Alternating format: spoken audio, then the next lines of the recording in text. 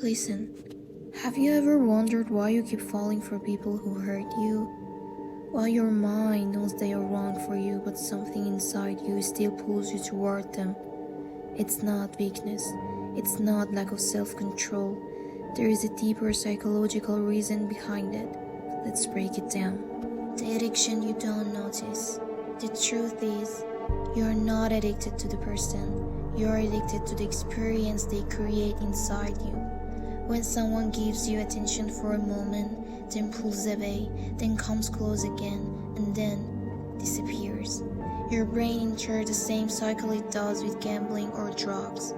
The unpredictability, the maybe, creates dopamine spikes, and your nervous system mistakes these spikes for love.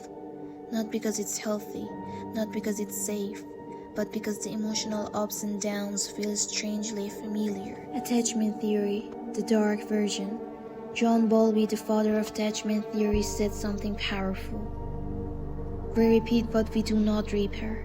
If you grew up with inconsistent love, who were warm one moment and cold the next, your nervous system learned early on that love feels unstable.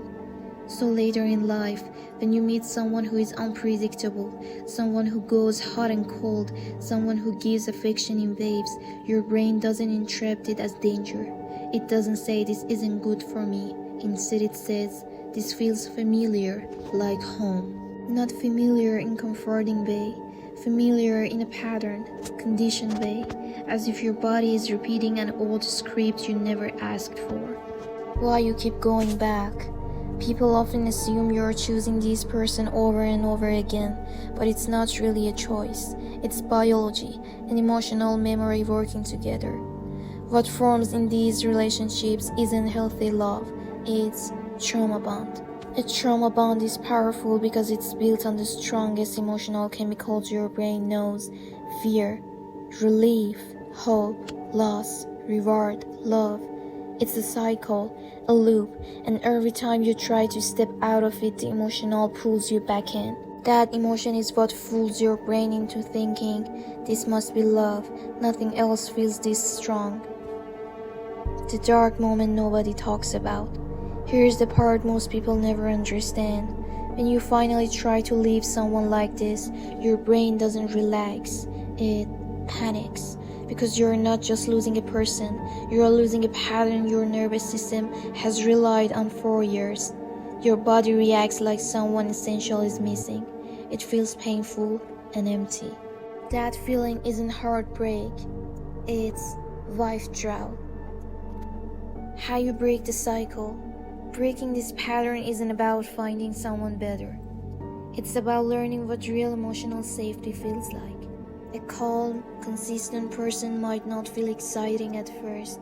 They might feel unfamiliar.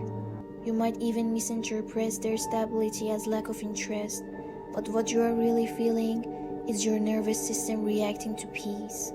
A peace it's not used to yet. Healing this pattern means teaching your body that stability isn't boring, calm isn't emptiness, and love isn't supposed to feel like chaos. Over time, your system begins to recognize safety as something natural.